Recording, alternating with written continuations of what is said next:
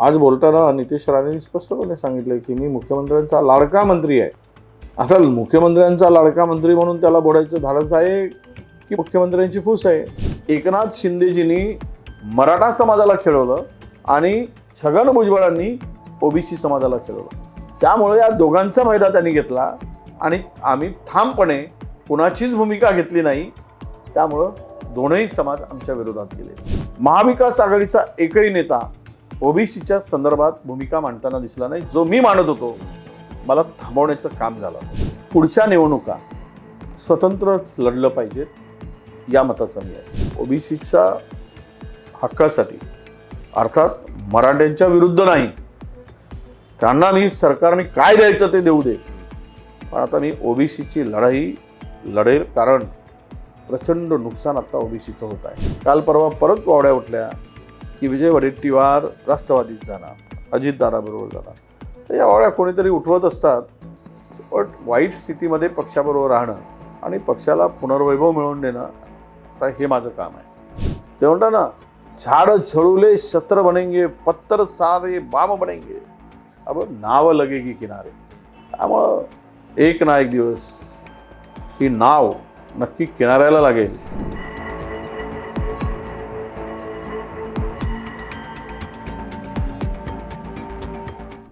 नमस्कार, मी रोहित हरीफ द पॉलिटिक्समध्ये तुमच्या सगळ्यांचं स्वागत आहे. महाराष्ट्रामध्ये निवडणुका पार पडल्या आहेत आणि महाराष्ट्रामध्ये महायुतीला एक त्याला म्हणतो आपण की पाशवी असं बहुमत मिळालेलं आहे. हे बहुमत मिळाल्यानंतर अर्थातच महायुती सरकारची जबाबदारी वाढलेली आहे. पण त्यानंतर महाराष्ट्रात जे काही प्रकार सुरू झाले ते सगळे महाराष्ट्रातली जनता बघते. असं असताना या महायुतीला रोखण्याचं काम महाविकास आघाडीतला एक नेता सिंगल हँडेडली करतोय आणि ते नेता म्हणजे विजय वडेट्टीवार. आज पॉलिटिक्समध्ये विजय वडेट्टीवार सर आलेत. सर, मी तुमचं सुरुवातीला खूप स्वागत करतो की तुम्ही आम्हाला वेळ दिला आणि त्या पॉलिटिक्समध्ये तुम्ही मुलाखतीसाठी तयार झालात. खरं तर राज्यात अनेक प्रश्न आहेत आत्ताच्या घडीला, याच्यावरनं राज्यामध्ये रणकंदन माजलेलं आहे. आणि त्यातला पहिला जो प्रश्न येतो तो म्हणजे नागपूरचा. नागपूर हे देवेंद्र फडणवीस जे आपले मुख्यमंत्री ते नागपूरमधनं येतात आणि त्याच जिल्ह्यातनं विजय वडेट्टीवार साहेब पण येतात. सर, नागपूरमध्ये जी घटना घडली आहे त्याच्यावर मला तुम्हाला सुरुवातीलाच विचारायचं आहे की काय चाललंय राज्यामध्ये, महाराष्ट्रात काय चाललंय, तुमच्या भागात काय चाललंय? नाही, सत्ताधाऱ्यांनी महाराष्ट्र अस्थिर करायचा हा जणू आता त्यांनी मला वाटतं की निर्धारच केला आहे. खरं राज्यात कुठेच कोणताही माणूस, जात, धर्म, पंथ कुठेही मला एकमेकाच्या विरुद्ध सामान्य माणूस अजिबात बोलताना दिसला नाही. कुठेही आपसात मतभेद नव्हते. अचानक एक मंत्री येतो सत्तेमधला, तो बळबळ करतो, मारण्याची भाषा करतो, घुसण्याची भाषा करतो, पाडण्याची भाषा करतो आणि वातावरण दूषित व्हायला सुरुवात होते. तेलंगणामधून कुठेतरी आमदार येतो, काय त्याचं नाव टी राजा, तो इकडे येऊन भडकाऊ भाषण करतो आणि सगळं काही सरकारमधील मंडळी मुख्यमंत्र्यापासून शांतपणे सगळं बघत असतात. नागपुरातल्या घटनेकडे मी एवढंच बघतो की बडबोल्या लोकांना सत्तेतील आवरलं नाही तर महाराष्ट्रामध्ये प्रचंड नुकसान होईल आणि महाराष्ट्र अशांत करून जात आणि धर्मामध्ये भांडणं लावून सत्ताधारी जर अशा पद्धतीनं वागत असतील तर एक गोष्ट स्पष्ट आहे की हे फेल्युअर सरकार आहे. या सरकारला काही जमत नाही म्हणून अशा प्रकारच्या धार्मिक भावनेशी खेळण्याचं काम आणि पाप सध्या सत्तेतील राज्यकर्ते हे करत आहेत, राज्यकर्ते करत आहेत. हा त्याचा अर्थ होतो.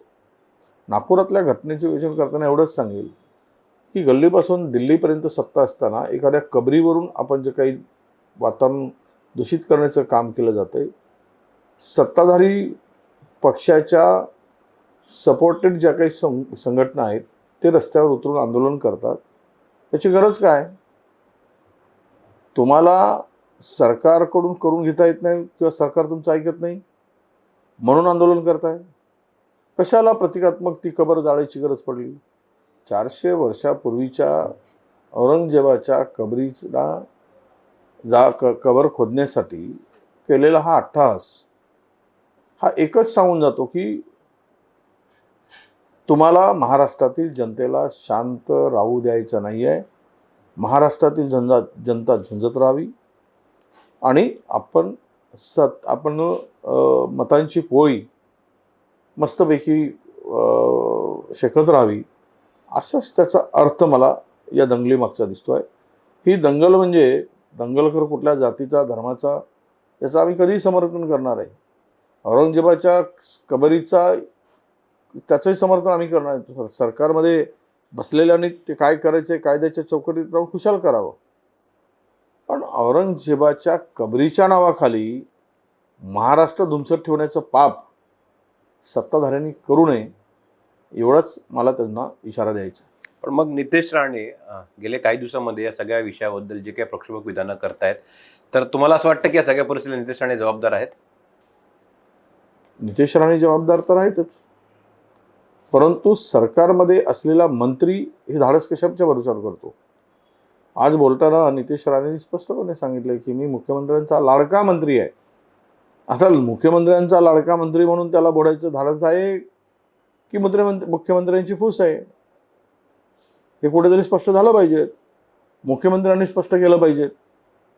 आणि मुळात ज्या पद्धतीनं ते बरळायचं काम सुरू आहे 4 महिन्यापासून, तर मला वाटतं महाराष्ट्राला बहुमत असूनही सरकार हे आपसातील असलेलं शीतयुद्ध आणि आपसात असलेलं भांडणं त्यातून नैराश्यातून अशा पद्धतीचं वातावरण निर्माण करून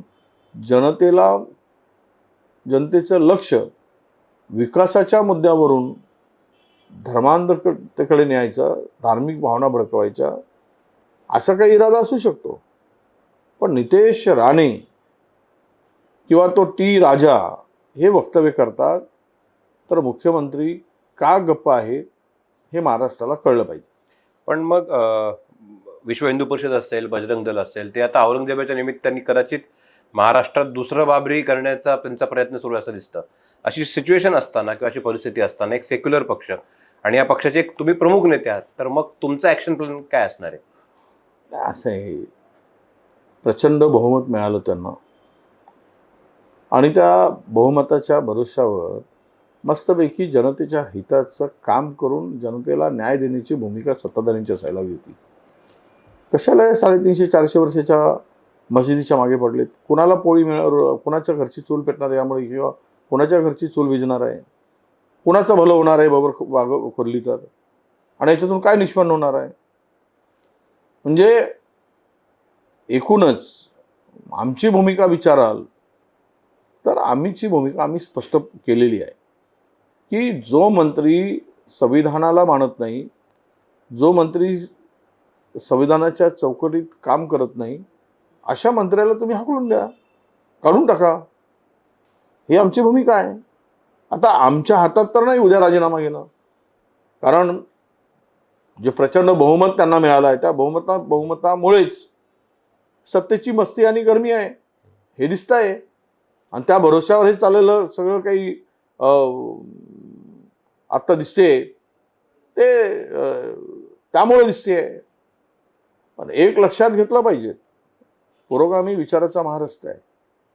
नागपूर शांत होता तसा महाराष्ट्र पण महाराष्ट्रामध्ये एक मॅसेज दिला जातो की तुम्ही आंदोलन करायला उद्युक्त केलं जातं आणि आंदोलन केलं की ते आंदोलनातून हा मेसेज दिला जातो की आम्ही तुमच्याशी निर्दयीपणानं वागू आणि तुम्ही जे काही कराल कायमचा तुमचा बंदोबस्त करू. परभणीमध्ये झालेली घटना, एका दलित पोराला पोलीस कस्टडीमध्ये झालेली मारहाण, त्याचा मृत्यू, हे कशाचं उदाहरण आहे? तुम्ही दलितांना मेसेज दिला की बघा, तुम्ही रस्त्यावर उतरून आंदोलन कराल तर आम्ही तुमचा जीव घेतल्याशिवाय राहणार नाही, तुमचा खून केल्याशिवाय राहणार नाही. अशा प्रकारची त्यांची भूमिका दिसते. सांगली जिल्ह्यामध्ये एका मशिदीमध्ये तरुणाचा खून केला गेला, मस्जिद तोडली गेली, जाळली गेली, मस्जिदीमध्ये जाऊन जिवंत भोकसल्या गेला. ही दादागिरी जी आहे किंवा ही जी मस्ती आहे हे एकच दर्शवते की मुस्लिमांनो आम्ही काही करू शकतो. त्यामुळं कोणताही मुस्लिम न बोलता कोणताही मुस्लिम समाज काही कधी कुठली प्रतिक्रिया न देता ही रिॲक्शन कसली? काही ॲक्शन असेल तर रिॲक्शन, पण विदाऊट ॲक्शन कुठं अशी काही रिॲक्शन येऊ शकते? म्हणजे घडवण्याचं एक षडयंत्र आहे आणि नेहमीची एक वेगळी पॉलिसी आहे. त्यामध्ये मोठा षडयंत्र मला असं वाटतं की देवेंद्र फडणवीसजींना मुख्यमंत्री झाल्यानंतर महाराष्ट्रामध्ये दोन पक्षांना घेऊन जे सरकार चालवलं जात आहे, कदाचित त्यांना स्वतःच्या भरोशावर पुढचं सरकार आणायचं आहे. म्हणूनच आता ही पेरणी हिंदू वर्सेस मुस्लिम असं करायचं तर नाही, यामागे त्यांची ती विचारधारा तर नाही, असाही प्रश्न उपस्थित राहतो. देवेंद्र फडणवीस, तुम्ही एकाच जिल्ह्यातनं येता, तुमचे राजकारणापलीकडे मैत्री म्हणतो तशी देवेंद्र फडणवीसांवर मैत्री देखील आहे. असं असताना त्यांच्याकडे जे गृह खातं आहे त्याच्यावर वारंवार ते सत्तेत आल्यापासून, मुख्यमंत्रीपद स्वीकारल्यापासून आक्षेप नोंदवण्यात येतात. गेल्या 3-4 महिन्यात जर का आपण महाराष्ट्राचं एक रंगरूप बघितलं तर गृह खातं हे अनेक आघाड्यांवरती अपयशी ठरतंय. मग स्वारगेटचं प्रकरण असेल, संतोष देशमुखांचं हत्या प्रकरण असेल, परभणीचं प्रकरण असेल आणि कोयता गँग असेल, बीडमध्ये जे काय चालले खोक्या भोसलेचं प्रकरण असेल. तर असं असताना फडणवीसांना जाब विचारताना विरोधी पक्ष कुठं कमी पडतो असं वाटतंय का? असं आहे, एक तर आपल्याला सांगतो की महाराष्ट्रात कायदा सुव्यवस्था राहिली नाही. देवेंद्र फडणवीस 14 ते 19 मध्ये जे मुख्यमंत्री म्हणून काम केलं आहे ते गृह खात्यावर बऱ्यापैकी त्यांचा वचक निर्माण झाला होता. अलीकडच्या काळामध्ये पोलिसांच्या कामकाजामध्ये हस्तक्षेप राजकारण्यांचा खूप वाढला म्हणजे दादागिरी वाढली. दबावामध्ये पोलीस काम करत आहेत, पोलिसांना फ्रेयान नाही. पॉलिटिकल प्रेशरमध्ये पोलीस वागत असताना त्यांचे हात बांधले जात आहेत, अशी एकूण परिस्थिती आहे. आणि त्यामुळं गृहमंत्री म्हणून देवेंद्रजीचं लक्ष गृह खात्याकडे पूर्ण वेळ नाही. अनेक खाते आहेत, अनेक जबाबदाऱ्या आहेत, पण ती स्थिती आज त्यांची राहिली नाही. जो वचक होता, जो दरारा होता, तो आम्हाला दिसत नाही. म्हणूनच गृह खातं हे आता कुचकामी ठरतंय, अशा प्रकारची स्थिती आपल्याला सगळ्यांना दिसते आहे. आता राहिला आहे की आम्ही काय करतो. बहुमत इतकं प्रचंड आहे की आमचा आवाजच दाबला जातोय. खरं तर अजून असं कधी झालं नाही महाराष्ट्रामध्ये, हे दुर्दैवानं सांगावं लागतं की विरोधकांना बोलूच द्यायचं नाही, अशा प्रकारच्या अधिवेशनामध्ये सगळी तयारी दिसते आहे. प्रसारमाध्यमांच्या पुढे आम्ही बोलतो, काही दाखवतात, काही दाखवत नाही, काही आम्ही बोललेलं वक्तव्य तोडमोड करून प्रसिद्ध केलं जातं. परंतु या सभागृहामध्ये सत्ताधारीच बोलत आहेत, विरोधकांना बोलायची संधीच नाही. उभं झालं की अर्धवट बोलू दिलं की माईक बंद केला जातो. हे जे आहे हे प्रगल्भ लोकशाहीसाठी घातक आहे. यांना विरोधकांचं ऐकूनच घ्यायचं नाही किंवा त्यांना बोलूच द्यायचं नाही, अशा प्रकारची भूमिका मला सत्ताधाऱ्यांची दिसते. तर आम्ही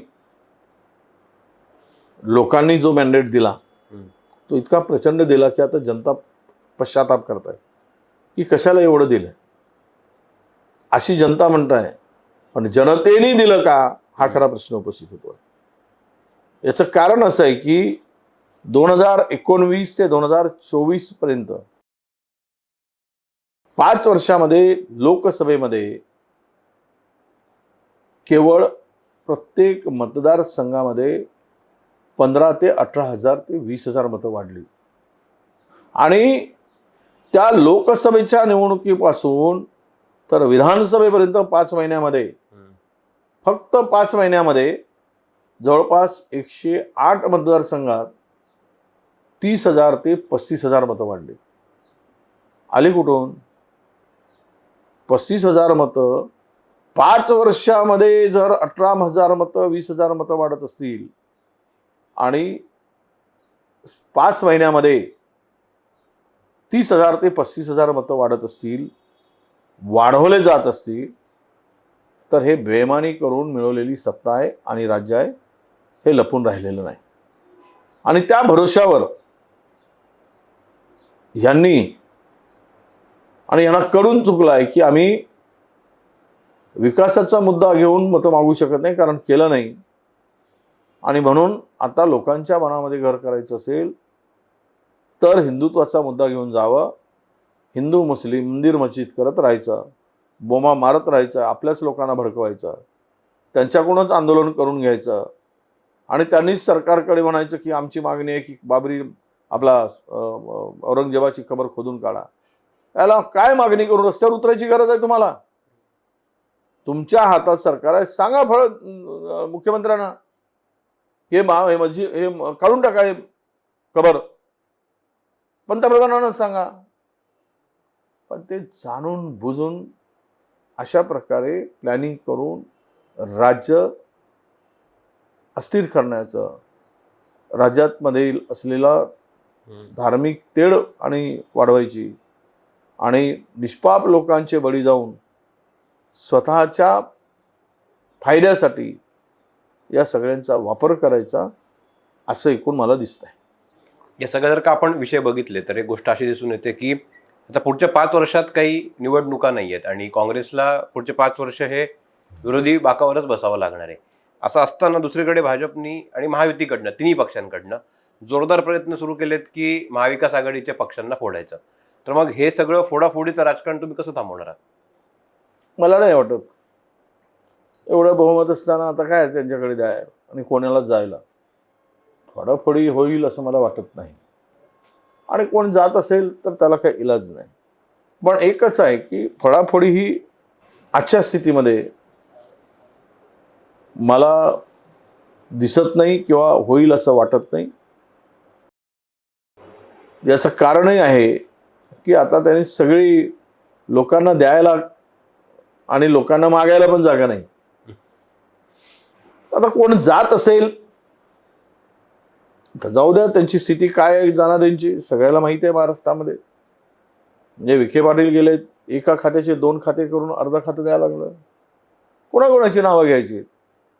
सत्तेमध्ये असलेले 45-40% लोक तर काँग्रेस, राष्ट्रवादी, पुरोगामी विचाराचे आहेत. त्यांचे पूर्वज सगळे काँग्रेसचे होते. त्यांचे वारसानं त्यांचे वडील काँग्रेसमध्ये होते अनेक वर्ष. ते सर्व चित्र बघता सत्ता ही या लोकांना सर्वोच्च ज्यांना वाटते, ज्यांना विचाराशी कॉम्प्रोमाइज करायचं आहे, अशी मंडळी जातील. आयडिओलॉजी हा एक वेगळा विचार आहे. त्याला धरून काम करणारी माणसं जी आहेत ते फार मोजकीच असतात. आजचं समीकरण 14 पासून बदललं आहे. सत्ता ही सर्वोच्च आहे. सत्तेशिवाय जगायचं नाही, सत्तेशिवाय मरायचं नाही, अशी काही लोकांची धारणा असेल तर त्याला काही इलाज नाही. परंतु महाराष्ट्राच्या राजकारणात फाडाफोडी करून जे यश मिळत आहे त्यामुळे ते निर्डावले आहेत. कायदा त्यांच्या हातात आहे. ज्युडिशरी आपण बघतो त्या पद्धतीने चाललाय. सेंट्रल एजन्सी तर ताडाखालचे मांजर झाले. जे असेल ते ते म्हणतील त्या पद्धतीने वागायचं. सगळं कंट्रोल हा पूर्णतः विरोधकांचा सूड घेण्यासाठी या सगळ्यांचा वापर करायचा हे ठरवून ते काम करत आहेत. त्यामुळे कदाचित कोण जाईल राहील हे काळ सांगू शकेल. आज त्यावर अधिक मला भाष्य करता येणार नाही. अर्थसंकल्पाचा विषय होता आणि त्यात तुमचं भाषण खूप गाजलं. म्हणजे सोशल मीडियावर तर आम्ही ते बघितलंच, पण जे माध्यमांमध्ये पण खूप चर्चा झाली. लाडक्या बहिणींची त्यांनी घोषणा केली होती 2100 रुपये देणार म्हणून निवडणुकीच्या आधी. पण त्यांनी आता सांगितलं की आत्ता तर आम्ही काही देणार नाही, जेव्हा देणार त्याची घोषणा करू. एकीकडे पैसे वाटायचं काम जोरात चाललेलं आहे, दुसरीकडे शेतकरी आत्महत्या करतोय. विदर्भात खूप शेतकरी आत्महत्या झाल्या, तुम्ही त्याच्यावर बोललात देखील. तर मग कुठेतरी हे दात करून पोट भरण्याचं काम आहे का? किंवा सरकारी तिजोरीत पैसा नसताना फक्त आश्वासनांची खैरात करायची आणि जेव्हा मग द्यायची वेळ आली की लांब राहायचं, असं कुठेतरी सरकारचं धोरण दिसतंय का? काय लोकसभा निवडणूक झाल्यानंतर प्रचंड हादरले होते. त्यामुळं तिजोरी रिकामी करण्याचा जोरात धंदा यांनी सुरू केला. जे असेल ते लुटून साफ करून ओरबळून लोकांना द्यायचं आणि स्वतः खायचं. यातून या योजनांचा अनेक जन्म झाला. लाडकी बहीण योजना आणली आणि ॲडव्हान्समध्ये एकेका बहिणींच्या खात्यामध्ये 7,500 रुपये टाकले. एका कुटुंबामध्ये 3 महिला असतील तर जवळ 22,500 रुपये त्या कुटुंबात गेलेत. आणि वरून सांगितलं आहे फोन करून सगळ्या महिलांना की आम्ही तुम्हाला पैसे दिलेत, तुम्ही आम्हाला मतं द्या, आम्ही 2100 रुपये करू. हे सगळ्या महिलांच्याकडे मोबाईलवर इथून जे यांचे वार रूम आहेत तिथून ज्या महिला, जेवढ्या महिला 2 कोटी महिला असतील त्या प्रत्येकीला यांनी फोन लावून सांगितलं. महिलांमध्ये विश्वास वाढलाच, काही प्रमाणात वाढला असेल. पण तुम्ही तुमची ऐपत नसताना का तुम्ही लोकांना देतो म्हणून सांगितलं, का म्हणून 2100 रुपये देतो म्हणून तुम्ही आश्वासन दिली, याचं उत्तर आता त्यांच्याकडे नाही. 2700च्या पलीकडे शेतकऱ्यांनी मागच्या 1 जानेवारीपासून आत्महत्या केल्या. म्हणजे अजून 3 महिने पूर्ण व्हायचे. मराठवाड्यातील एका संभाजीनगरमध्ये 962 शेतकऱ्यांनी आत्महत्या केल्या. कर्ज देतो म्हणून सांगितलं, कर्ज आपला माफ करतो म्हणून कर्ज माफ केलं नाही, बजेटमध्ये तरतूद नाही. आणि दुसरीकडे शेतकऱ्यांच्या मालाला हमीभाव नाही. दोन्हीकडून हा शेतकरी पिचला गेला. हमीभाव नाही, कापसाला नाही, सोयाबीनला नाही, धानाला नाही. आणि सरकारनं शासन म्हणून या शेतकऱ्याला दिलासा देण्यासाठी जे नुकसान झालं अतिवृष्टीमुळे, अवेळी पावसामुळे, त्याचे पैसेही 6 महिन्यापासून दिले नाही.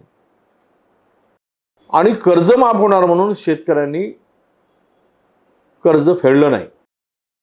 त्यामुळे त्याला कर्ज न फेडल्यामुळे पुन्हा क्राफ्ट लोन मिळणार नाही. अशा समस्येमध्ये शेतकरी आता अडकला आहे.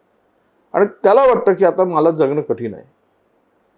एक महाराष्ट्राचा शासनाने गौरवलेला, पुरस्कार दिलेला शेतकरी नागरे नावाचा जर आत्महत्या करत असेल आणि तो त्यापूर्वी तो जे लिहून ठेवतात त्याच्या सुसाईड नोटमध्ये, केवढी वेदनादायी आहे.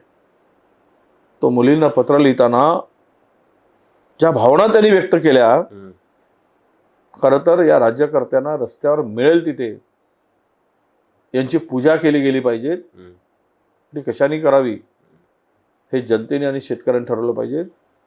इतकी फसवणूक शेतकऱ्यांची या सरकारने केली आहे. केवळ घोषणा करतात. मागील बजेटच्या एकूण घोषणेपैकी किंवा मागील बजेटच्या निधीमधून केवळ 49% खर्च झाला. आणि परत यावर्षी घोषणा मोठ्या केल्या गेल्या. आणि काय त्यामध्ये तीर्थाटन मला वाटते याची योजना आहे ज्येष्ठ नागरिकांसाठी. मुख्यमंत्री युवा प्रशिक्षण योजना आणली, ती गुंडाळली गेली, ही गुंडाळली गेली. ही लाडली बहीण सुद्धा गुंडाळणार. आता थोडं जिल्हा परिषदेपर्यंत चाललेलं आहे. आणि या सगळ्यांतून एक कळस म्हणजे खोटं बोलून, बनवाबनवी करून, वरून आम्ही भाषण करताना 100% खोटं भाषण करून जनतेची दिशाभूल करण्याचं काम सर्रास सुरू आहे. आज ही ज्या पद्धतीनं फसवणूक केली गेली, मला पूर्ण विश्वास आहे की याचा बदला शेतकरी असेल, लाडकी बहीण असेल किंवा इतर अनेक घटक आहेत की ज्यांच्या या योजनामुळे फटका बसला आणि त्यांना काही मदत मिळत नाही आहे. एका नागपूर जिल्ह्यातील पालकमंत्री, आपल्या नागपूर जिल्ह्याचे मुख्यमंत्री आहेत, तिथे झालेल्या नुकसानीपोटी जे पैसे मिळायला पाहिजेत, जवळपास 369 कोटी रुपये, ते मागच्या 6 महिन्यापासून दिले नाही. शेतीचं नुकसान होऊन आणि एवढं घोषणा करतायत. सत्ताधारी म्हणून इतक्या लोकांच्या भावनेशी खेळणारे निर्धावलेले राजकारणी मी पहिल्यांदा बघतोय. ज्यांना दया माया नाहीच, ज्यांच्या संवेदना संपल्या आहेत, संवेदना शून्य असं राजकारण यांच्या हातून होत आहे. आणि एकमेकाच्या कुरघोडीमध्ये अशांत, अतृप्त आत्मे प्रचंड मोठे या मंत्रिमंडळात आहेत. म्हणजे उद्या यांचं काही कमी जास्त झालं तर हे स्वप्नात लोकांच्या येतील आणि भूत बनून त्यांच्या छातीवर बसतील की तू आम्हीचं नुकसान केलंस. इथपर्यंत हे अतृप्त सगळी मंडळी या सरकारमध्ये आहे आणि एकमेकाला संधी मिळेल तिथे कुरघोडीचं राजकारण सुरू आहे. हे कुरघोडीचं राजकारण सुरू आहे, पण दुसरीकडे जर का आपण महाविकास आघाडीमध्ये बघितलं तर फक्त वडेट्टीवार एकटेच बोलतात. त्यांना म्हणावी तितकी साथ महाविकास आघाडीमधल्या बाकीच्या घटक पक्षांकडनं मिळत नाही, असं आत्ताचं चित्र आहे. तर मग हे असं का होतंय? महाविकास आघाडीत सगळं अलबेल आहे आत्ता का? तुमचे जे सहकारी पक्ष आहेत आत्ता, ठाकरेंचा असेल किंवा पवारांचा असेल, त्यांची अजून मानसिकता नाहीये की आपण विरोधी पक्षात आहोत, किंवा मग त्यांचं जे काही भाजपबरोबर जिव्हाळ्याचे संबंध सुरू आहेत, गाठीभेटी, मग त्यातनं होणारी वक्तव्य, त्यामुळे हे घडतंय? नाही, मला असं वाटत नाही आणि यावर काही प्रतिक्रिया देण्याची घाई होईल. ठीक आहे, काही नवीन मंडळी असतात, समन्वयाला थोडासा वेळ लागतो, पण आम्ही तिघेही मिळून सध्या तरी एकत्र आहोत. भविष्यात काय वाढून ठेवलं आज नाही सांगता येत. आणि ज्या पद्धतीनं उद्धव ठाकरेंचा पक्ष तोडला गेला, चिन्ह पळवलं गेलं, त्यामुळं ते कुठे कॉम्प्रोमाइज करतील असा मला विश्वास वाटत नाही. आणि पवारसाहेबांच्या संदर्भात आज उतार वयामध्ये ज्येष्ठ म्हणून इतके वर्ष त्यांनी पुरोगामी विचार जोपासला, कायम मनात ठेवला आणि आता या वेळेस या इतक्या सिनियर आणि ज्येष्ठ नेत्यांकडून कुठे काही कॉम्प्रोमाइज होईल किंवा त्यांच्या मनात काही वेगळं येईल अशी अजिबात शंका आमच्या मनात नाही. परंतु समन्वयाचा मात्र अभाव आहे आणि बोलताना जे धाडस करून बोलायला पाहिजे ती मानसिकता थोडी कमी आहेच. पण त्याच्या पलीकडे जाऊन विरोधक म्हणून आमची इतकी छोटी संख्या आहे की आम्ही एक शब्द जर प्रहार करायचा प्रयत्न केला एखादा विषय काढून तर सर्व सत्ताधारी तुटून पडतात. जणू त्यांना शिकवून पाठवलं आहे, ते सगळ्यांना पोपट करून त्या पद्धतीनं वागवलं, म्हणजे शिकवलं आहे. अशा प्रकारची स्थिती आत्ता करून ठेवलेली आहे. आम्ही आमच्या विचाराला घेऊन लढत राहू, आयडियोलॉजीला घेऊन आम्ही लढत राहू. अरे यार, ये भी दिन बदल जाएगा. असं आहे की सरकार, सत्ता कोणाची परमनंट नसते. कोणी जन्माला आला तो सत्तेचा मुकुट घेऊन पैदा झाला नाही. त्यामुळं सत्ता ही सेवेसाठी असते, पण सत्ता ही स्वतःसाठी आहे अशा आविर्भावात जर कोणी वागत असेल तर जनता त्याची मस्ती जिरवल्याशिवाय राहणार नाही, हा विचार घेऊन आम्ही लढत असतो. नाना पटोलेंनी एक विधान केलं होतं आता 2 दिवसापूर्वी की त्यांनी एकनाथ शिंदे आणि अजित पवारांनाच काँग्रेसमध्ये येण्याचं आमंत्रण दिलं होतं. त्याच्यावर तुम्ही एक वाक्य बोललात की तुम्ही थोडी घाई केली, पण त्याचा अर्थ काय आम्हाला कळला नाही. तर तुम्हाला नक्की काय म्हणायचं होतं? घाई कसली केली नाना पटोले? बघा, मी त्यावेळेस पण बोललो होतो, राजकारणात कोणी कोणाचा शत्रू नसतो, कोणी कोणाचा मित्रही नसतो. आता सगळं राजकारण सगळं पाहिलं आहे. ज्या उद्धव ठाकरेंच्या बरोबर असणारे शिंदेजी भाजपबरोबर असताना त्यांची भूमिका काय होती हे महाराष्ट्राला ठाऊक आहे की आम्हाला त्यांच्यावर राहायचं नाही वगैरे. पण आज ते तिकडे स्थिरावलेत, कशामुळे आहेत हा वेगळा विषय आहे. दादाही तिकडे गेलेत, गाडीवर पुरावे कुठे गेलेत, गाळावर पुरावे मला माहीत नाही. मोदी साहेबांचं वक्तव्य सगळ्यांनी पाहिलं आहे. पण मी एक सांगतो की यातून एक स्पष्ट शत्रू राजकारणात नसतो आणि मित्रही नसतो. आणि आज तर ती आमची स्थिती नाही, कारण एवढा नवा संसार आहे त्यांचा, इतक्या लवकर तुटेल असं वाटत नाही. अर्थात हे मंगळसूत्र आणि बाशिंग बांधून आलेलं सरकार आहे असं मी म्हणत नाही, कारण बाशिंग बांधला तर तो एकटाच नवरदेव ठरतो. इथे 3 नवरदेव आहेत आणि मंगळसूत्र घालायला सत्ता एकच आहे, त्याला 3 नवऱ्या पाहिजे होते, 3 वधू पाहिजे होते, पण ते त्याच्याकडे नाही. पण ह्याला थोडासा वेळ जाईल, कारण प्रचंड इच्छाशक्ती, इच्छाधारी नागासारखी इच्छाशक्ती असलेले ही मंडळी एकत्र आली आहेत. त्यामुळे ती घाई झाली नाना पटोलेकडून. ती वेळ नव्हती, ती टायमिंग नव्हती, पण त्यांनी होळीची धुळवळ उडवून दिली, एवढं त्याला म्हणता येईल.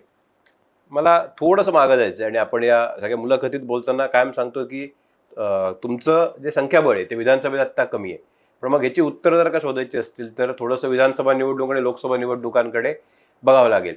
लोकसभा निवडणुकीत जे काही यश काँग्रेसला मिळालं होतं ते डोळे दिपवणारं होतं त्या राजकीय परिस्थितीमध्ये. पण मग एकदम 4 महिन्यात असं काय झालं की काँग्रेसची इतकी वाताहत झाली? सांगितलं तुम्हाला, ही सत्ता जनतेने दिली नाही, सत्ता त्यांनी जगलरी करून बळकावली. हा आमचा स्पष्ट आरोप आहे. कारण 5 महिन्यामध्ये प्रत्येक मतदारसंघात जवळपास 108 मतदारसंघामध्ये 30,000 ते 35,000 मतं वाढली आणि 86 मतदारसंघामध्ये 10 ते 20,000 मतं वाढली. म्हणजे याचा अर्थ असा की 200 मतदारसंघामध्ये ही मतं वाढवून देण्याचं काम पद्धतशीरपणे निवडणूक आयोगाच्या कृपाप्रसादाने, त्यांच्या आशीर्वादाने हे सगळं झालेलं आहे आणि त्यामुळेच हे प्रचंड बहुमत त्यांना मिळालं असं आमचं ठाम मत आहे. राहिला प्रश्न, काँग्रेसला ह्या परिस्थितीला का सामोरं जावं लागलं? कारण तुम्ही 14 मध्ये मोदी लाट होती तरी पण आम्ही राज्यामध्ये 42 जागा जिंकल्या होत्या. त्यावेळेस मीच गटनेता होतो. 19 मध्ये बाळासाहेब थोरात आणि मी विरोधी पक्षनेता असताना वाईट परिस्थिती होती तरी आम्ही 44 जागा जिंकल्या आणि 24 मध्ये लोकसभेला आम्हाला राहुलजींनी जी मेहनत घेतली आणि राहुलजींच्या मेहनतीला आणि त्यांनी केलेल्या यात्रेला मिळालेला प्रचंड प्रतिसाद आणि देशातील लोकशाही धोक्यात आहे हे लोकांच्या डोक्यात निश्चितपणे उतरलं. त्यामुळे मोठा यश आम्हाला UP मध्ये असेल किंवा इथे मिळाला. त्यानंतर आम्हालाच वाटलं की आता विधानसभा आम्हाला सोपी आहे. आम्ही स्वप्न रंगवण्यात व्यस्त झालो आणि आम्हाला दिवसाही आणि रात्री दोनही वेळा स्वप्न पडायला लागलेत की आम्ही मुख्यमंत्री होणार. काही लोकांच्या डोक्यात प्रचंड हा स्वप्नाने घर केला आणि शपथविधीच आता बाकी आहे असं आमच्या लोकांच्या डोक्यात हवा शिरली. जे तुम्ही काँग्रेसच्या नेत्यांबद्दल बोलताय? आमच्या लोकांच्या म्हणजे आमच्या महाविकास आघाडीच्या. आणि आम्ही प्रचंड जागा वाटपामध्ये ताणलो एकमेकाला. महिना 1.5 महिन्याचं गुराड आम्ही जागा वाटपामध्ये आम्ही महाराष्ट्र फिरणं सोडून दिलं. सत्ता आता आमच्या खिशात आहे या आविर्भावात आम्ही वापरलो. आणि जागा वाटपामध्ये एक जागेसाठी एकदम त्याने ते प्राणप्रतिष्ठा वगैरे लावतात ना, तसं आम्ही प्राणप्रतिष्ठा लावली. विदर्भातच मुद्दा जास्त गाजला होता आणि तेव्हा हो, विदर्भातलं जागा वाटप जास्त वादाचं ठरलं. आणि मला वैयक्तिक विचाराल तर एकदा पुढच्या निवडणुका, हा कदाचित तुमचा फार मोठा विषय होईल, स्वतंत्रच लढलं पाहिजेत या मताचं मी आहे. हे माझं वैयक्तिक मत आहे. स्वबळावरती लढलं पाहिजे, स्वबळावर लढलं पाहिजे. जे व्हायचं ते होईल, परंतु या जागा वाटपांच्या मध्ये जो 1.5 महिना फील्डवर उतरून प्लॅनिंग करून काम करायला पाहिजे ते आम्ही हवेत राहिलो आणि त्याचा परिणाम काही प्रमाणात नक्की आम्हाला फटका बसला. आम्ही प्लॅनिंगच समजू शकलो नाही. काय होत आहे, मतदारसंघातील बूथवर किती मतं वाढलीत, काय परिस्थिती आहे आणि आपण जनतेसाठी काय एजेंडा घेऊन जायला पाहिजेत, काही केलं. ही जागा तुला, ही जागा मला, मी मुख्यमंत्री, तो मुख्यमंत्री, या भानगडीतून महाराष्ट्राचं वाटोळं झालं. ही परिस्थिती पहिल्यांदा आमच्या महाराष्ट्रावर आली असं माझं स्पष्टपणे मत आहे आणि म्हणूनच आमची इतकी वाताहत झाली. मला एक प्रश्न या अनुषंगाने विचारायचा आहे, तो म्हणजे की निवडणुकांनंतर महाविकास आघाडीने कुठलं चिंतन शिबिर घेतलं किंवा काही इंट्रोस्पेक्शन केलं असं काही माध्यमांमध्ये आम्हाला तरी वाचायला बघायला मिळालेलं नाही, अशी माहिती नाही. तर खरंच मग तुमचे जे सगळे वरिष्ठ नेते आहेत महाविकास आघाडीमधले, तर त्यांच्यामध्ये असं काही आत्मचिंतन शिबिर वगैरे झालं किंवा फोनवर तरी, की काय चुकलं आपलं निवडणुकीत किंवा काय करायला पाहिजे होतं असं?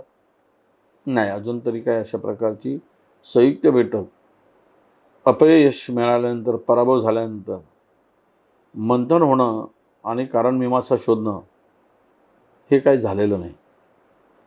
आम्ही आमच्या पातळीवर काही नेते बसून यामागची कारणं शोधण्याचा प्रयत्न आम्ही केला, पण आघाडी म्हणून महाविकास तसा प्रयत्न झालेला नाही. तर आपण थोडं मागं जाऊया, की तुमची ओळख ही विदर्भातले नेते आहे, काँग्रेसचे धडाडीचे नेते, मुलुक मैदान तो असं असताना गेल्या काही वर्षांमध्ये तुमची एक वेगळी ओळख महाराष्ट्रात तयार झाली, ते म्हणजे महाराष्ट्रातल्या ओबीसींचे नेते. तर मग ओबीसींचे नेते जे म्हणून तेव्हा तुम्ही पुढे येता, तेव्हा जो काही महाराष्ट्रात आत्ता मराठा विरुद्ध ओबीसी हा जो काय जातीय संघर्ष सुरू आहे, त्याच्याकडे तुम्ही कसं बघता? मराठा आरक्षणावरती तुमची भूमिका काय? नाही बघा, हे दोन गोष्टी वेगळ्या वेगळ्या आहेत. संविधानिक अधिकारातून मिळालेलं आरक्षण ते ओबीसीचं आरक्षण आहे आणि मराठ्यांना आवश्यक असलेलं आरक्षण ते आता मिळवायचं आहे, ते आम्हाला मिळालेलं आहे. मिळवण्यासाठी काही चौकट आहेत कायद्याच्या, त्या पार कराव्या लागतील, तर हे आरक्षण मिळू शकेल. तो देण्याचा अधिकार सरकारचा आहे. ओबीसी नेता म्हणून आज जे मी पाहतोय की महाराष्ट्रातील ओबीसीचं प्रचंड नुकसान आता होतोय. असं 2-3 गोष्टी मी तुम्हाला सांगणार आहे. नोकऱ्यामध्ये पदोन्नती जी मिळत होती ती पूर्णतः ओबीसीची आता बंदच झाली आहे. दुसरा महत्त्वाचा विषय असा की नोकऱ्यामध्ये ओबीसींना ओपनमध्ये, ओबीसी असेल, एससी असेल, एसटी असेल, या तीनही कॅटेगरीना ओपन टू ऑल ओपन, म्हणजे मेरिटमध्ये जो येईल तो ओपनमध्ये जाईल, जेवढ्या ओपनच्या जागा असतील, आणि उर्वरित जागा कॅटेगरीला जातील. उदाहरणार्थ 100 जागा भरायच्या आहेत आणि त्यातल्या 40 जागा ओपनच्या आहेत आणि 60 जागा कॅटेगरीमधल्या आहेत. पूर्वी या 100 जागातून जो सर्व मिळून सगळ्या ऑल ओपनमधून, ऑल कॅटेगरीमधून 100 जागांचं मेरिट लिस्ट लावायला जायचं. मग तो एससीचा माणूस जर सगळ्यात हायेस्ट मार्क मिळाला असेल तो ओपनमध्ये जायचा. ओबीसीचा माणूस विद्यार्थी सगळ्यात हायेस्ट मार्क्स मिळाले की तो ओपनमध्ये 1 नंबरवर जायचा आणि ते 40 जागा तशा पद्धतीने निवडल्या जायच्या आणि 60 जागा हे कॅटेगरीमधून निवडल्या जायचं. गव्हर्नमेंटने JR काढला, त्याला कायद्याचा कुठलाही आधार नाही आणि त्यांनी सांगितलं की ओपन टू ओपन आणि कॅटेगरी टू कॅटेगरी.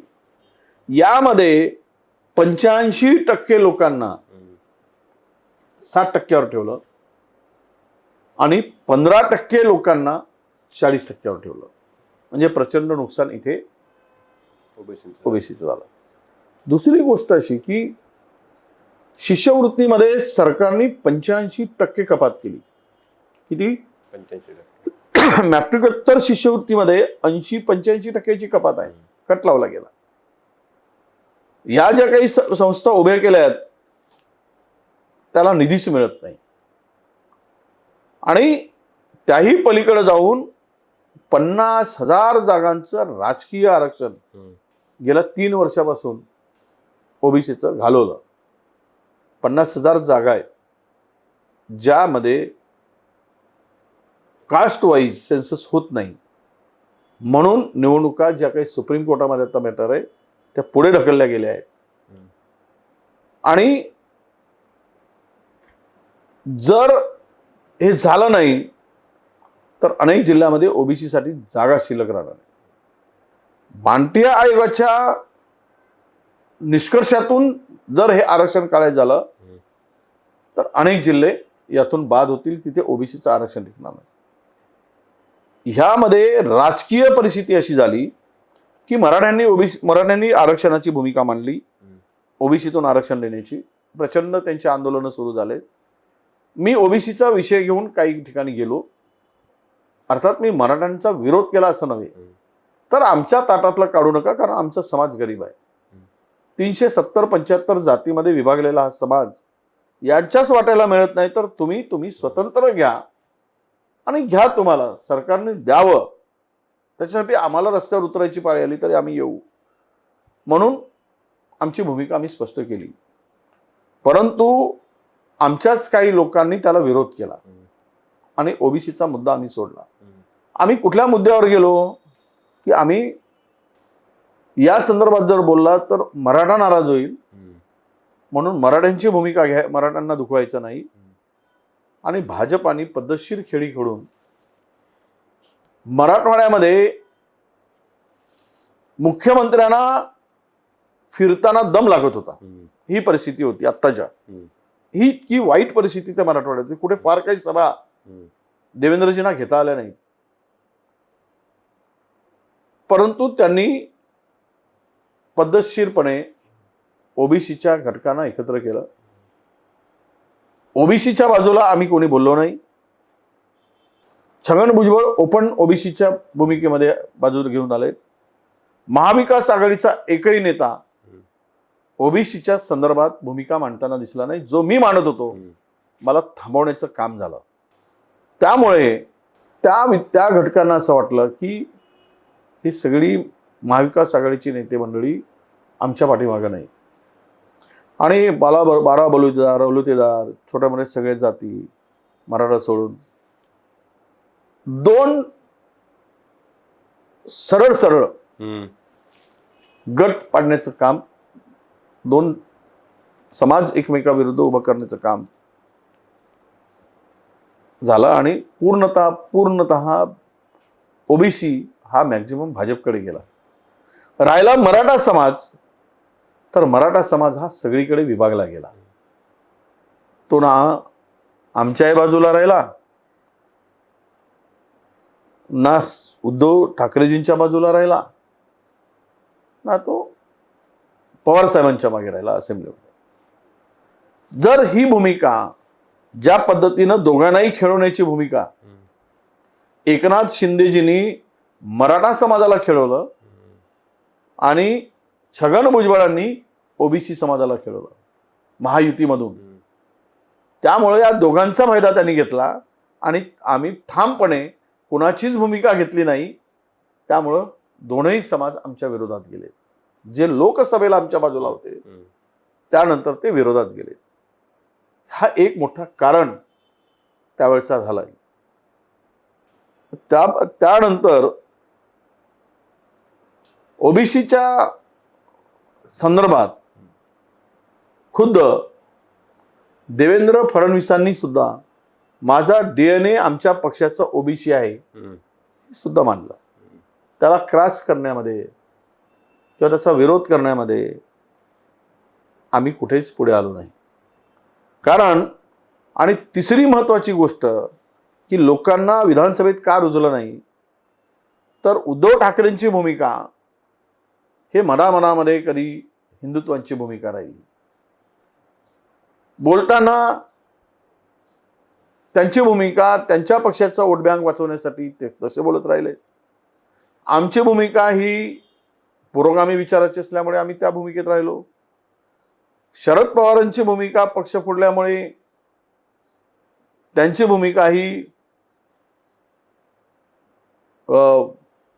अजितदादांच्या विरुद्ध संपवण्यामध्ये ती वेगळी भूमिका घेऊन लढत राहिले. खरं तर एक भूमिका घेऊन आम्ही विधानसभेत लढलो नाही. आणि लोकांनाही वाटलं की पार्लमेंटमध्ये आता मोदींची तर सत्ता आली, त्यामुळे विधानसभेमध्ये सुद्धा त्यामुळं काही प्रमाणात लोकांची मानसिकता थोडी बदलली. परंतु हे जे यश मिळालं ते त्यांच्याही आकलनापलीकडचं यश आहे. त्यांच्या जो काही त्यांचा अंदाज होता ते सगळे अंदाज चुकवणारं यश त्यांना मिळालं. तर त्यामुळं 3ऱ्या नंबरचा माणूस ज्या सर्वेमध्ये आम्हाला दिसत होता, सर्वे होता, लोकांचं विश्लेषण होता, मतदारांचं मत होतं, तो माणूस निवडून आला. आणि तो स्वतः चिमटे घेत बसला की मी निवडून कसा आलो. हे असे अनेक कारणं त्यावेळेस घडली. पण ओबीसी म्हणून आता मी पूर्वी लढत राहिलो. मधामध्ये मला विरोधी पक्षनेता असल्यामुळे, जबाबदारी असल्यामुळे मी शांतपणे राहिलो. पण मी मात्र आता ओबीसीच्या हक्कासाठी, अर्थात मराठ्यांच्या विरुद्ध नाही, त्यांना मी सरकारने काय द्यायचं ते देऊ देत, पण आता मी ओबीसीची लढाई लढेल. कारण प्रचंड नुकसान आता ओबीसीचं होत आहे. त्याची स्कॉलरशिप कमी केली गेली, त्याची आरक्षणाची वाट लावली जात आहे, त्याचं आरक्षण, राजकीय आरक्षण ओबीसींचं डावललं जात आहे. या सगळ्या भूमिका घेऊन आम्हाला लढावे लागतील आणि मी लढेन. तो ओबीसीच्या आंदोलनातला तुमचा एक व्हिडिओ तेव्हा खूप व्हायरल झाला होता. मला आठवतं पत्रकार म्हणून काम करत असताना लक्ष्मण हाके यांच्या मंचावर तुम्ही गेला होता आणि तुम्ही खूप भावूक झाला होता. त्यानंतर असं वाटलं होतं की विजय वडेट्टीवार सर हे पुढे जाऊन ओबीसींचे नेते बनतील, पण तुम्ही आत्ता सांगितलं की तुम्हाला थांबवण्यात आलं किंवा तुम्हाला त्या तुमच्या भूमिकेला थोडंसं माघार घ्यावी लागली.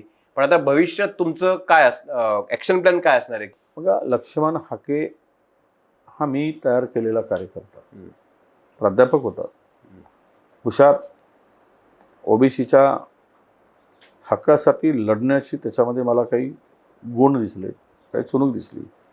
त्यामुळं मी मागासवर्गीय आयोगावर त्यांची नेमणूक केली, माझ्या पक्षात नसताना सुद्धा, पक्षाच्या पातळीच्या पलीकडे जाऊन. कारण ओबीसीच्या हक्कासाठी हा व्यक्ती लढू शकतो असा मला तो विश्वास. अलीकडे त्यांची भूमिका ती काय आहे महाराष्ट्रातील जनतेला ठाऊक आहे. खरं तर त्यांनी त्या कुठल्या भूमिका स्वीकाराव्यात तो स्वतंत्र आहे. परंतु त्या कार्यकर्त्यांनी ज्यावेळेस उपोषण केलं आणि त्याची जी परिस्थिती निर्माण झाली, त्यावेळेस एक ओबीसीचा कार्यकर्ता, समाजासाठी लढणारा, त्याची ती एकूण परिस्थिती पाहिल्यानंतर मी कार्यकर्ता, ओबीसीचा कार्यकर्ता म्हणून भावूक होणं आणि मला वाटतं की ते प्रसंगामधून मला राहवलं नाही. कारण आपल्या एवढा मोठा समाज असताना, एवढे मोठे समाजाचे घटक असताना ही परिस्थिती आपल्यावर यावी आणि आम्हाला उपोषण आणि आंदोलन करावं लागावं आपल्या हक्कासाठी. त्यामुळे मी थोडा नर्वस झालो आणि इमोशनल झालो, हे खरं आहे. पण मला मात्र त्यानंतर, तिथे गेल्यानंतर, परत आल्यानंतर काही लोकांनी माझी हायकमांडकडे तक्रार केली. मी ते सगळ्यांच्या पुढे या मुलाखतीत सांगतो. आणि ती चूक महाराष्ट्रातील काँग्रेसच्या नेत्यांना आज भोगावं लागत आहे, हे या ठिकाणी मी आवर्जून सांगतोय. कारण की तुम्ही म्हणता त्याला निवडणुकीची आकडेवारी समोर आली तेव्हा कळलं की ओबीसी मतं ज्या प्रकारे ध्रुवीकरण झालं भाजपच्या मागे, तेव्हा जर का ते काँग्रेसने संधी साधली असती कदाचित, आणि ओबीसीसारखा नेता काँग्रेसकडे होता तुमच्या रूपाने, पण ते तुम्ही म्हणता तसं की ते नाही करता आलं तेव्हा, आणि त्याचं फळ कदाचित निवडणुकांमध्ये मिळालं. अर्थात आपण थोडंसं तुमच्या राजकीय करिअरबद्दल बोलूया की पुण्या मुंबईच्या या सगळ्या भागामध्ये जेव्हा तुम्ही येता तेव्हा तुमची ओळख ही विदर्भातले एक नेते, आक्रमक नेत्याची असते. पण मला हे, मी खूप रिसर्चही केला, नेटवर पण जेव्हा माहिती बघितली तेव्हा तुमच्या राजकीय करिअरची सुरुवात काय आम्हाला कुठं दिसत नाही की कुठून झाली किंवा काय झाली. तर मला तुमच्याकडनं जाणून घ्यायचं आहे की तुमचं राजकारणात तुम्ही कसे आले, तुमच्या घरात काय बॅकग्राऊंड होती का राजकारणाची, किंवा मग तुमचा राजकीय प्रवास कसा सुरू झाला? नाही, घरात वगैरे कोणी नव्हती. वडील काही आमदार, खासदार, कुठे काही हे नव्हते. मी 5व्या वर्गात असताना वडील गेलेत. बरं. गावचे सरपंच होते. सरपंच असतानाच त्यांच्यावर विषप्रयोग झाला आणि त्याची डेथ झाली. आम्ही फार वाईट परिस्थितीला सामोरं जावं लागलं. आर्थिक स्थिती फारच वाईट होती. मोठा भाऊ आज नाही, परंतु ज्या परिस्थितीमध्ये आम्हाला उभं केलं गेलं, फार दयनीय अवस्था होती. म्हणून मला शिकण्यासाठी मावशीकडे जावं लागलं. प्लस राजकीय वगैरे काही पार्श्वभूमी नव्हती. तिथे मी NSUIचं काम सुरू केलं. काही काळ NSUIचा अध्यक्ष म्हणून काम केलं आणि त्यानंतर बाळासाहेब ठाकरेंची शिवसेनेचा झंझावात आला. मी तिकडे बेरोजगार युवकांची संघटना उभी केली. गडचिरोलीसारख्या दुर्गम भागामध्ये तरुणांच्या हाताला काम मिळत नव्हतं. तरुण नक्षलवाद्यांच्याकडे झुकत चालला होता. त्यामुळे त्यांना रोजगार मिळाला पाहिजे, शासकीय नोकरीमध्ये ट्रायबल लोकांना हिस्सा मिळाला पाहिजे, त्यांचा वाटा त्यांना मिळाला पाहिजे. यासाठी मी आंदोलन आणि संघटना उभी केली.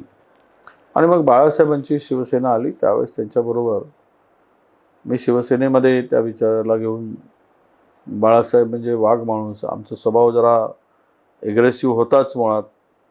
खरं तर वडील गेला नाही की माणूस होणार होतो असंही म्हणतात कधी कधी, कोणाचं असं असेल तर दिशा मिळत नाही, तर दिशाहीनही झाल्याची परिस्थिती होती. त्यामुळे ती डेअरिंग आली की कोणी दाटणारा नाही, कोणी जरब ठेवणारा घरातला प्रमुख नसला की माणूस बिनधास्त असतो. त्यामुळे मी तरुण वयात बिनधास्तच होतो, म्हणजे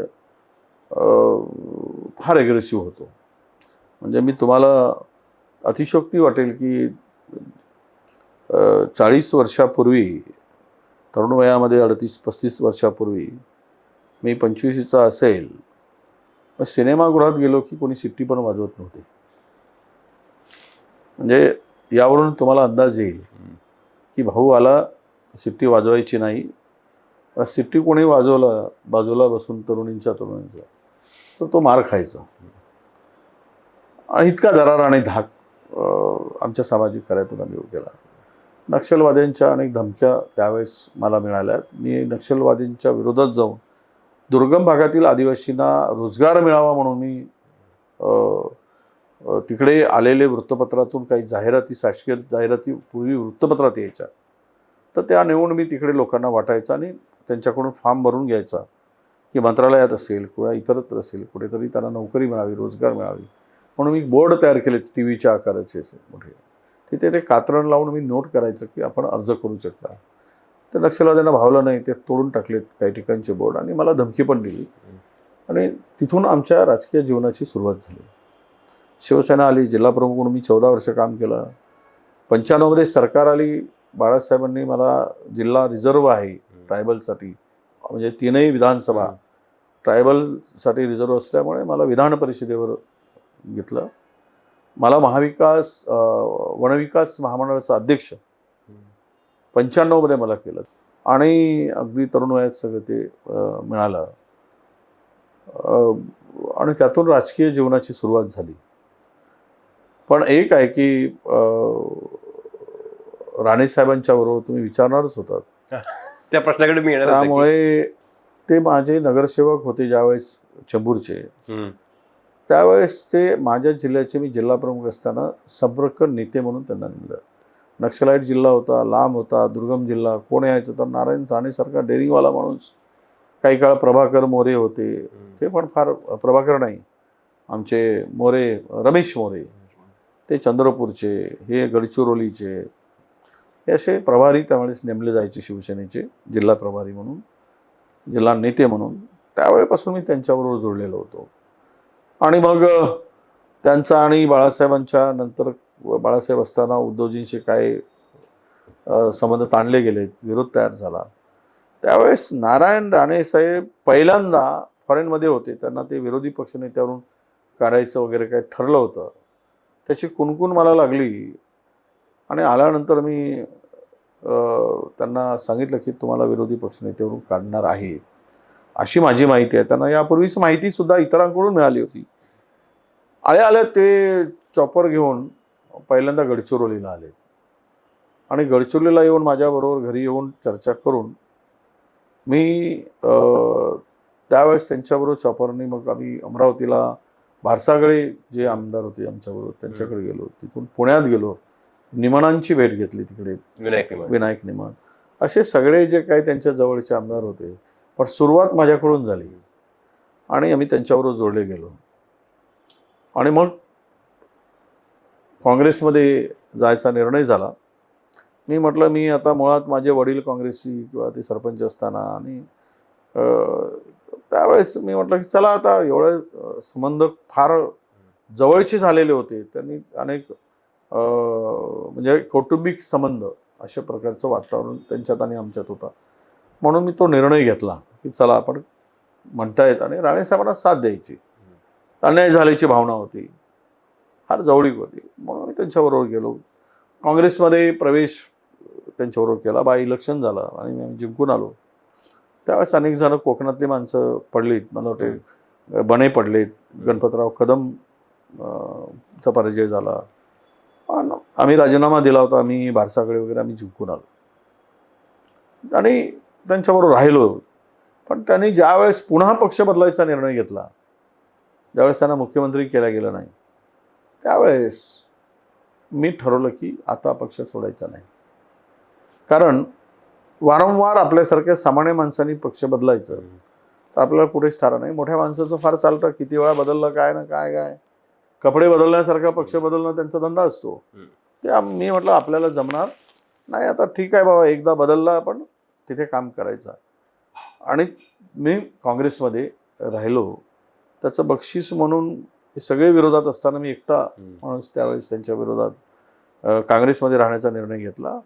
मला बऱ्यापैकी त्रासही त्या काळात झाला, म्हणजे ते आता इथे सांगू शकत नाही आणि सांगण्याची गरज नाही.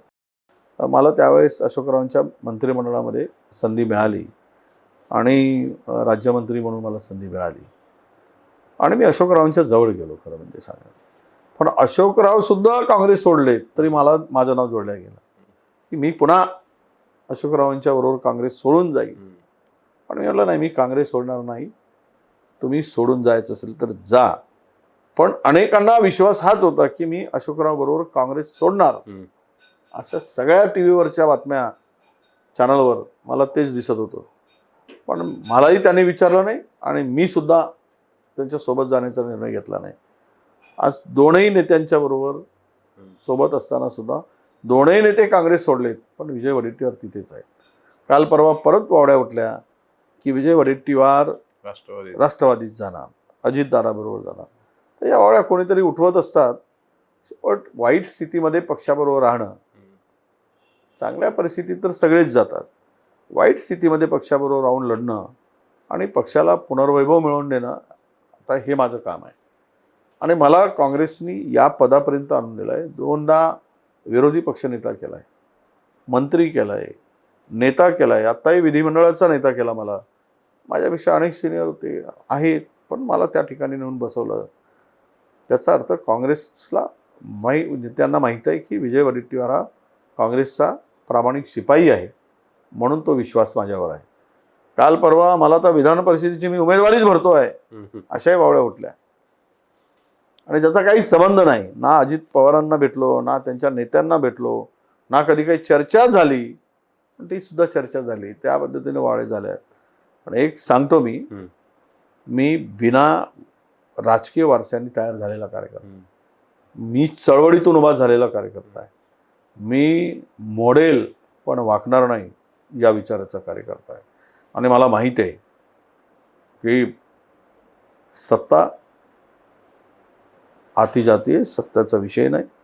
आपण जिथे ज्या आयडिओलॉजीला घेऊन काम करतो आहे ती आयडिओलॉजी जाऊन पुढे नेणं, सर्वांना सगळ्यांना घेऊन काम करणं, सर्व जात पात धर्मपंथाचा विचार एकत्रितरित्या करून काम करणं, याची माझा उद्देश आहे आणि माझं ध्येय आहे. त्यामुळे एक चळवळीचा कार्यकर्ता म्हणून अत्यंत सामान्य परिस्थितीतून आलेला कार्यकर्ता, याला झिरोतून आलेला, उसको क्या डर हो सकता है. और नक्षलवाद्यासारख्या गडचुलीसारख्या जंगलातला माणूस आहे. झाड़ झड़ोले शस्त्र बनेंगे, पत्थर सारे बाम बनेंगे. और वो भक्त नहीं उनके, भक्त ते म्हणतात ना, झाड़ झड़ोले शस्त्र बनेंगे, पत्थर सारे बाम बनेंगे, अब नाव लगेगी किनारे. हे राष्ट्रसंत तुकडोजी महाराजांनी म्हटलंय. त्यामुळं एक ना एक दिवस ही नाव नक्की किनाऱ्याला लागेल. जो आज मजेदारमध्ये दिसते की प्रभात दिसते मध्यंतर, ते नक्की किनाऱ्याला लागेल आणि सुखरूप पुन्हा बाहेर येऊ आणि पुन्हा त्या झाड आणि झडोल्याला शस्त्र बनवून जंगलातील दगडांना बांब बनवून त्याचा वर्षाव करून ते विचार पुन्हा जिवंत घेऊन पक्ष उभा करू, हा मला पूर्ण विश्वास आहे. नक्कीच. शेवटचा प्रश्न घेतो जाता जाता. नारायण राणेंचा विषय सुरू होता म्हणून की नारायण राणेंबरोबर तुमचे घरगुती संबंध अजूनही आहेत, पण मग असं असताना राजकारणामध्ये जेव्हा त्यांच्याच मुलावर टीका करायची वेळ येते तेव्हा कुठेतरी अडचण होते का? ती वैयक्तिक नाही. काँग्रेसमध्ये असताना नितेश राणेंचे अल्बम बनेल एवढे भाषणं आहेत. ती RSSवर आहेत, देवेंद्र फडणवीसवर आहेत. ते हाफ चड्डी म्हणून पण त्यांना हिनवत होते. आम्ही त्यावेळेस हाफ चड्डी कधी म्हटलं नाही RSSला वगैरे, पण त्यांनी ते म्हटलं. सोयीचं राजकारण ज्यांना वाटते ते करू देत, त्याला काय, तो त्यांचा प्रश्न आहे. पण आम्ही आयडिओलॉजीला धरून बोलतो आहोत. वैयक्तिक नितेश राणे आमचं टार्गेट नाही आहे. नितेश राणेंना जे विचार मांडत आहेत ज्या पक्षाचे आणि ज्या पद्धतीनं मांडतायत त्याला आमचा विरोध आहे. वैयक्तिक काय आहे, मी उद्या राणे साहेबांनी बोलवलं तर मी घरी जाईल त्यांच्या. मला बोलवलेत, मदत भेटले होते, मला या म्हणून सांगितलं, मला जायचं होतं. आणि नितेश राणे पूर्वी असे नव्हते, आता का असे वागायला लागलेत माहीत नाही. इतक्या ॲग्रेसिव्हपणे आम्ही लहान असतापासून ओळखतो त्यांना. ते ज्यावेळेस इथून शिकायला गेलेत, शिकून आलेत अमेरिकेतून बाहेरून, त्यावेळेपासून ओळखतो. अत्यंत संयमी शांत स्वभावाचं. उलट निलेश राणे थोडे ॲग्रेसिव्ह होते, पण आता ते शांत झालेले दिसतात. आणि नितेश राणे थोडे जास्त ॲग्रेसिव्ह आले दिसतात. कदाचित त्यांच्या डोक्यात भविष्यातील योगी दिसतो आणि महाराष्ट्राचं त्यांना योगी व्हायचं असेल असं काही ठरवलं असेल, त्यामुळे त्यांचे विचार त्या दिशेने जात आहेत. त्या विचाराचा विरोध आहे, नितेश राणेंचा विरोध नाही. ते संबंध आहेत आमचे तसेच आहेत. नक्कीच सर, तुम्हाला पुढच्या राजकीय वाटचालीसाठी शुभेच्छा. असं तुम्ही सांगितले की काँग्रेसचे नाव देखील एक दिवशी किनाऱ्याला लागेल आणि त्यात तुमचा नक्कीच मोठा रोल असेल अशी आम्हाला खात्री आहे. पॉलिटिक्सच्या प्रेक्षकांना विनंती आहे की तुम्ही हा व्हिडिओ जर का बघत असाल तर तुमच्या प्रतिक्रिया या कमेंट बॉक्समध्ये जरूर कळवा आणि द पॉलिटिक्स चॅनलला सबस्क्राईब करायला विसरू नका. धन्यवाद.